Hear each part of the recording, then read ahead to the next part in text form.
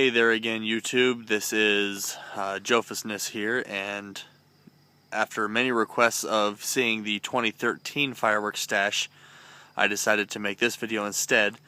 Last year in Kansas, where we have our stash, we got red flagged under severe fire bans, and so we had to put everything away in storage until 2013.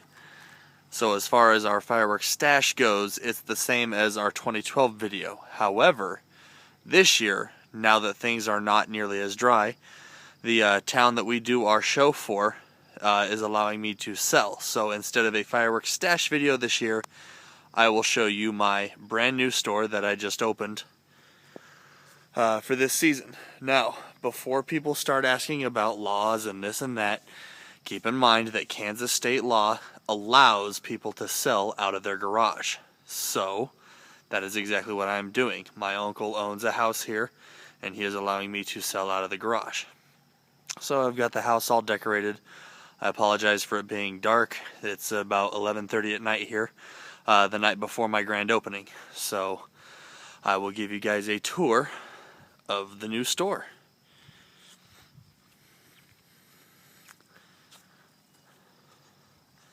Come around the side. Usually people have their garage doors open. However, I have a little trick. Out here, every year during the summer, 100-degree plus weather. So to be in somebody's garage in 100-degree weather kind of sucks. So I have everything enclosed with 2 air conditioners going. So inside my store is about 68 comfortable degrees. I figure that would be a little bit nicer for the customers to be comfortable in my store. So here is my store. Again, like every year, it's almost all Red Rhino product from Red Rhino Fireworks, and they have great prices. They have incredible quality, so I put my complete faith in them and their product. So we got our firecrackers on the rack over here. 100 strings, 16 strings, and 1,000 rolls, along with some water crackers there. They kind of resemble an M80. That's the whole novelty behind it. But and over here we have a little assortment pack there. I'm not too into assortment packs, so really I only got one. And then our array of artillery shells, the regular generics, then you got the whistling generics, then we've got a dozen red, white, and boom, just a higher quality ball shell. Then you've got your fire in the hole, which is a multiple effect. It's basically a mine with a shell break over the top. And then the maxed outs, of course, just like your Excaliburs and HD Exterminator, all of that. They only come 18 in a box instead of 24, so my prices tend to be a little bit lower. I kind of just divided what the average retail per shell is, and dropped the price per shell a little bit, and then went from there. And then along the back wall is all of my 500-gram stuff that I'll be selling.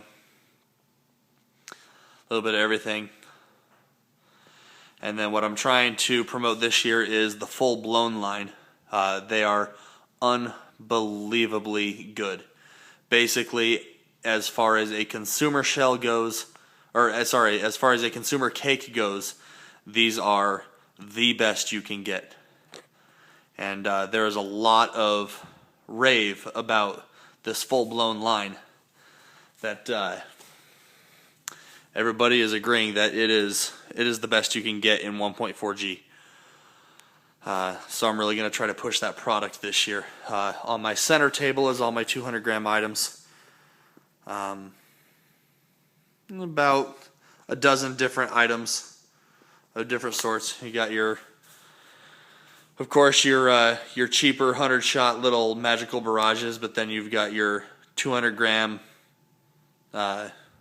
display cakes, small display cakes along here for people on a little bit more of a budget, or if people want a couple of different items for their money rather than one big item.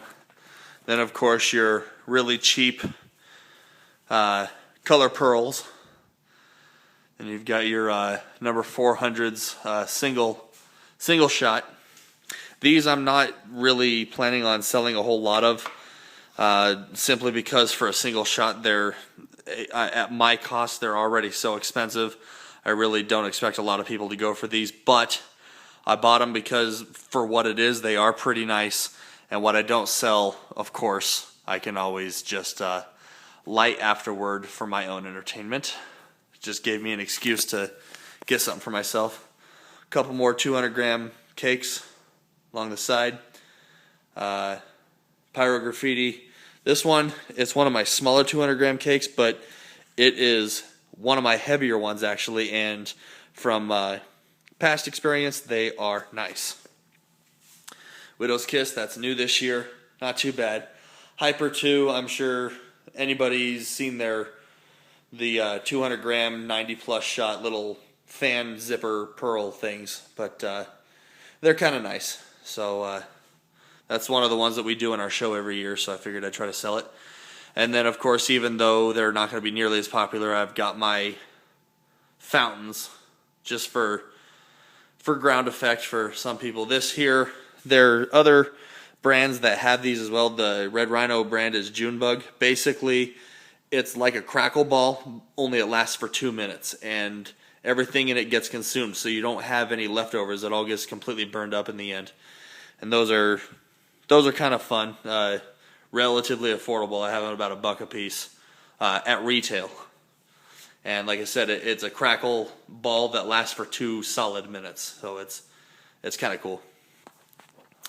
Then over on the side, we've got our tanks on the bottom for the kids. Of course, they're on the bottom, so the kids are going to be able to reach them a little bit better. And then our Roman candles on the middle shelves. I need to get a couple more for the center sections.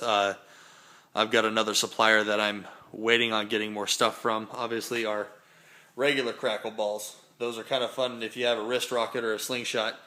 Light that and slingshot it up in the air, and it's kind of like a really miniature version of a crackle shell. And then 300-shot Saturn missile, 100-shot Saturn missile, 25-shot Saturn missile. And up top, these are next to impossible to find anymore, but I found them. The unmatched Lotus bombs, jumbo. These things, you cannot find anything of that level. And the supplier that I got those from, there were 4 cases left. I bought 2 of them. There's 2 more sitting. If I can sell these, I'm going back to get the last 2 for my own personal use, because once they're gone, they are gone for good. You simply cannot find these anymore. I mean, I'm sure you can, but not around here. I don't have anybody who can get these in anymore. So pretty excited about that. Obviously, all of my boxes, so that when people come in, you know, I can box them up, and that's all just the cases of fireworks that I got in on my order this year. Honestly, I don't even know how many cases they were, but there they are. There's a shit ton of cases. And then on the front stand, obviously your novelties. You got your zingers. Those are always really fun. Those are always our favorite. Actually, my wife and I gave these away at our wedding. Instead of bubbles or whatever, we gave away fireworks. Damn right. Then your ground blooms, Rhinomite, which is basically a head bomb. It's a weaker version of the Lotus bombs. Nothing against Red Rhino. You cannot match a Lotus bomb. I mean, they're decent enough. Compared to the Lotus bomb, they're kind of child's play. But that's just the way it goes. Then you got your smoke canisters. I'm waiting on smoke balls still. Got the sparklers, number 20s, number 10s, morning glories, of course, artificial satellites for tinkering, and then your snaps and your strobes, and obviously punks for giveaway. I have a price on them in case people want just punks, but honestly, I'm probably just going to give them away with bigger orders.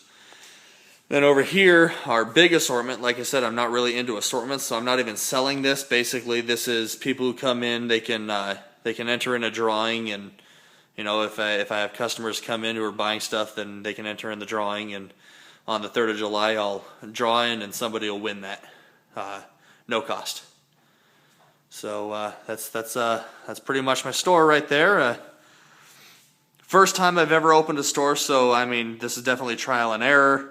I'm not sure how I'm going to do it. I hear that even though it's a small town, people here like their fireworks, so I'm told that I will most likely do well. I was told that I have a really good variety for compared to the towns around here, but we'll see what happens, you know, and from here I'll just I'll learn what sells, what doesn't, and all that, and from year to year I'll adjust and